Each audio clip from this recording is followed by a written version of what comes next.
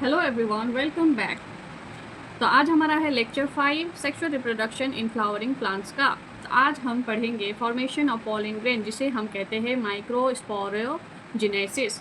तो last lecture में हमने एंथर के स्ट्रक्चर को डिटेल में समझा था। हमने देखा था कि एंथर के अंदर माइक्रोस्पोरेंजिया जो कि पोलन सैक होते हैं और उनके अंदर ही पोलन ग्रेन्स बनते हैं।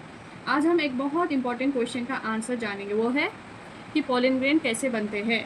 ठीक है, तो ये जो टॉपिक है ये एनसीईआरटी के लिए बहुत इंपॉर्टेंट है और नीट में भी बार बार पूछा जाता है। तो चलिए इसे हम स्टेप बाय स्टेप समझने की कोशिश करते हैं।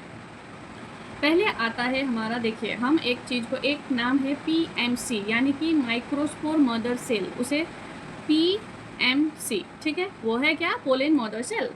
तो इसमें क्या है, ये जो है एंथर के अंदर माइक्रोस्पोरेंजियम होता है, ये हमको पता है। ठीक है, फिर माइक्रोस्पोरेंजियम के अंदर क्या होता है, माइक्रोस्पोरेंजियम के अंदर होता है स्पोरोजेनस टिश्यू। ठीक है, अब ये स्पोरोजेनस टिश्यू डिवाइड होता है। ठीक, डिवाइड होके बनता है पोलन मदर सेल। ये सेल क्या होती है, ये जो पोलन मदर सेल बनती है ये 2n मतलब डिप्लॉयड होते हैं। ठीक है, अब 2n का मतलब क्या है, 2n का मतलब है क्रोमोसोम के 2 कंप्लीट सेट्स, यानी एक सेट मदर से और एक सेट फादर से, मतलब एक सेट मदर का रहेगा और एक सेट फादर का। ठीक है, इसलिए इस सेल को हम कहते हैं डिप्लॉयड, याद रहेगा।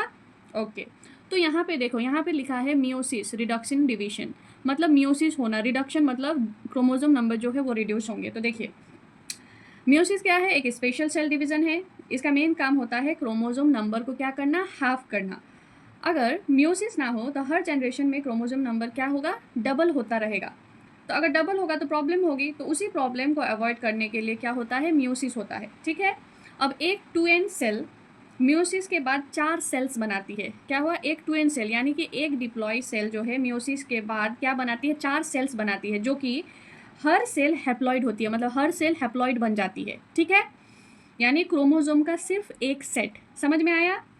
अब देखो यहाँ पे हमने कहा मियोसिस, तो और एक टर्म है मिटोसिस भी होता है। ठीक है, तो कंफ्यूज मत होना मिटोसिस और मियोसिस में। मिटोसिस यानी कि देखो MITOSIS, ठीक है, ये है मिटोसिस और ये है मियोसिस। तो मिटोसिस और मियोसिस में कंफ्यूज मत होना। मिटोसिस क्या है, ये भी नॉर्मल सेल डिवीजन है। ये क्या होता है, ये ग्रोथ और रिपेयर के लिए इसका यूज होता है। ठीक है, इससे क्या होता है, एक सेल से 2 सेल्स बनते हैं। ठीक, इसमें क्या होता है, क्रोमोसोम नंबर सेम रहता है। मान लो मिटोसिस हुआ, एक सेल है, उससे दूसरा जो सेल बनेगा वो भी सेम होगा, मतलब क्रोमोसोम नंबर उसमें पहला वाला सेल में जितना रहेगा दूसरा वाला भी सेम होगा। So that is mitosis. और मियोसिस में हमने क्या कहा, ये कहाँ होती है, मियोसिस होती है रिप्रोडक्टिव सेल में। ठीक है, ये एक सेल से 4 सेल्स बना रही है, जो कि हैप्लॉइड, हर सेल्स क्या हैप्लॉइड बन रही है। ठीक है, तो ये मियोसिस है। इसमें क्या हो रहा है, क्रोमोसोम नंबर हाफ हो जा रहा है। ठीक है, बस ये डिफरेंस याद रखना। अब क्या होगा, अब देखो, अब ना देखो यहाँ पे लिखा है 4 माइक्रोस्पोर। तो क्या हुआ, यहाँ पे मियोसिस हुआ, यानी कि एक पॉलन मदर सेल में क्या हुआ, मियोसिस का प्रोसेस हुआ। मियोसिस होने के बाद 4 माइक्रोस्कोप बने। ठीक है, जो बन गए उसे हम कहते हैं माइक्रोस्पोर्स। ठीक है, तो ये माइक्रोस्कोप क्या हुआ, हैप्लॉइड होते हैं। स्टार्टिंग में क्या होता है, ये जो चारों सेल है वो ग्रुप में होते हैं, यानी कि अटैच होते हैं ग्रुप में। फिर बाद में क्या होता है, बाद में ये एक एक करके अलग हो जाते हैं। जो ग्रुप में रहते हैं उसको हम कहेंगे microspore, MICROSPORE, microspore tetrad. Tetra का मतलब क्या होता है, 4, इसीलिए माइक्रोस्कोप टेट्रा। मतलब फर्स्ट में कैसा होता है, मान लो ये एक है, ये अटैच है, ओके, दिस इज अटैच, तो ये हो गया, इसे हम कहते हैं माइक्रोस्कोप टेट्राड। ये 4 में फर्स्ट ज्वाइन होता है। अब क्या होता है, जो माइक्रोस्कोप है, मतलब माइक्रोस्पोर है, इनके अंदर होती है मिटोसिस, ये वाली होती है। ठीक है, अब यहाँ पे मियोसिस नहीं हो रही है, आफ्टर पॉलन मदर सेल यहाँ पे मियोसिस होने के बाद जो ये वाली निकली, अब इसके अंदर ये जो सेल माइक्रोस्पोर जो है 4, इसके अंदर कौन सी होगी, इसके अंदर होगी मिटोसिस। ठीक है, याद रखना यहाँ पे क्या हो रही है, मिटोसिस। ठीक है, मिटोसिस में क्या होता है, क्रोमोसोम नंबर चेंज नहीं होता है। यहाँ पे जो डिवीजन हुआ, मियोसिस हुआ, यहाँ पे क्या हुआ, हर एक सेल n मतलब सारे सेल क्या हो गए, हैप्लॉइड हो गए। अब इसमें क्या होगा, चेंज नहीं होगा। ठीक है, इसलिए पहले भी n था और बाद में भी जब ये अटैच है, ये जब अलग अलग निकल जाएंगे तो इसमें n ही रहेगा। ठीक है, तो इस मिटोसिस के बाद क्या होगा, पोलन ग्रेन के अंदर 2 न्यूक्लियाई बनते हैं। ठीक है, 2 न्यूक्लियाई बन जाते हैं। ये मान लो ये लोग 4 अलग हो गए, अब एक एक एक क्या हो गया, माइक्रोस्पोर हो गया। अब इसके अंदर होता है 2 न्यूक्लियाई बनते हैं। अब देखो, अब हमने क्या कहा, ये सेपरेट हो गया, एक दूसरे से सेपरेट होने के बाद क्या होगा, यंग पॉलन ग्रेन बनेगा।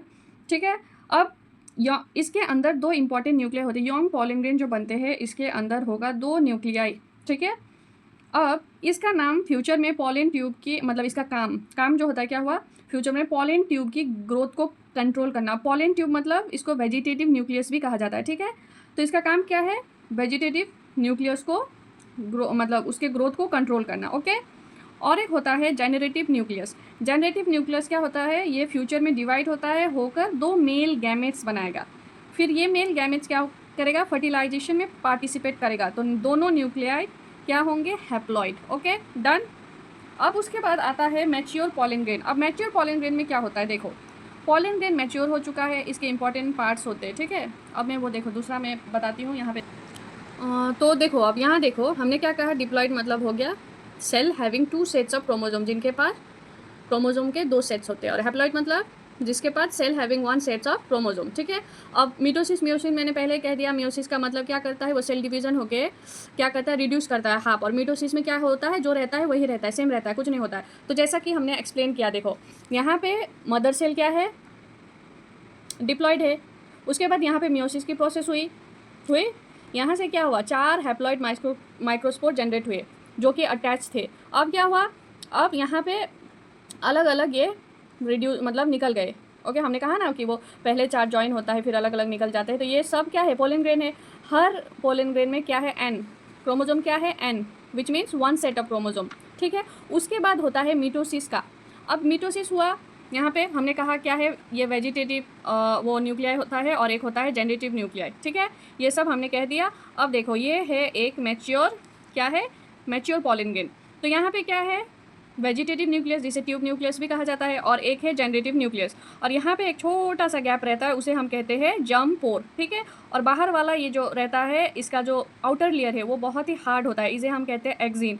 और अंदर वाला सॉफ्ट होता है। अंदर वाला किस चीज़ से बना होता है, वो सेल्यूलस और पेक्टिन, सेल्यूलस और पेक्टिन से बना रहता है अंदर वाला लेयर। और बाहर वाला लेयर जो है वो एक मटेरियल है, वो है स्पोरोलेनिन, उससे बना होता है। ठीक है, अब देखो हमने कहा एक्सिन, तो एक्सिन क्या है, सबसे बाहर वाली लेयर, ये क्या होती है, बहुत स्ट्रांग होती है। तो ये किस सब्सटेंस से बनती है, स्पोरोलेनिन। ठीक है, ये क्या करता है, ये पोलन ग्रेन को मतलब प्रोटेक्शन देती है। ठीक है, उसके बाद आता है अंदर वाला लेयर, वो है इनर वॉल, जिसको हम कहते हैं एंटाइन। ठीक है, अब एंटाइन कह लो, एंटीन कह लो, जो भी कहो। हाँ, तो ये क्या होता है, इसके कंपेरिजन में सॉफ्ट होता है। ठीक है, और मैंने कहा किससे बना होता है, ये बना होता है सेल्यूलस और पेक्टिन से। ओके, अब जो ये जर्म पोर है, यहाँ पे जो गैप है, ठीक है, तो क्या है, एक्सिन में थोड़ा सा गैप है, इसी गैप को हम कहते हैं जर्म पोर। ठीक है, मतलब ये गैप मतलब ओपनिंग है ये एक्सिन का। ठीक है, बाद में जो पॉलन ट्यूब होता है वो क्या करते हैं, यहीं से बाहर निकलते हैं। ठीक है, इसलिए जर्म पोर का होना बहुत इंपॉर्टेंट है। यहाँ पे डेवलप हो गए, अब उसको तो निकलना पड़ेगा ना, तो जो निकलने वाला स्पेस है दैट इज जर्म पोर। तो अब देखो, अब हमने इस पूरी क्लास में क्या पढ़ा, हमने पढ़ा स्पोरोजेनिस टिश्यू है, उसमें पॉलन मदर सेल क्या होते हैं, डिप्लॉइड होते हैं। उसके बाद उसमें मियोसिस की मतलब सेल डिवीजन हुई, वहाँ मियोसिस से 4 हैप्लॉइड क्या माइक्रोस्पोर बने। उसके बाद वो 4 जो माइक्रोस्पोर बने उन्हें हम कहेंगे माइक्रोस्पोर टेट्राड, क्योंकि 4 को टेट्रा कहते हैं। उसके बाद वो माइक्रोस्पोर क्या हुए, सेपरेट होने के बाद वहाँ पे मिटोसिस का डिवीजन हुआ। उस मिटोसिस के डिवीजन से क्या बना, यंग पॉलन ग्रेन बना, है ना। फिर वहीं पे उस यंग पॉलन ग्रेन के अंदर क्या था, ट्यूब न्यूक्लियस और जनरेटिव न्यूक्लियर मतलब सेल था। उसके बाद वो क्या हुआ, जो मैच्योर पॉलन ग्रेन बना, वहाँ पे क्या क्या है, एक्सिन, एंटीन और जर्म पोर। तो लेक्चर को हम लोग यहीं पे एंड करते हैं। तो आज हमने समझा कि पॉलन ग्रेन कैसे बनता है, मियोसिस और मिटोसिस का रोल क्या है, और मैच्योर पॉलन ग्रेन के पार्ट्स कौन कौन से होते हैं। तो अब नेक्स्ट लेक्चर में हम देखेंगे कि पॉलन ग्रेन एंथर से बाहर कैसे निकलता है, पॉलिनेशन कैसे होती है, और पॉलन ट्यूब का डेवलपमेंट कैसे स्टार्ट होता है। तब तक आज जो मैंने समझाया, फ्लो चार्ट दिखाया, उसको 2-3 बार रिवाइज करना, बुक भी पढ़ना साथ ही साथ। अब ये लेक्चर समझने के बाद आप अगर बुक को थॉरोली रीड करोगे तो आपको मतलब चीज़ें समझ में आने लगेगी। ठीक है, तो आज का क्लास हम यहीं पे ख़त्म करते हैं। Thank you class.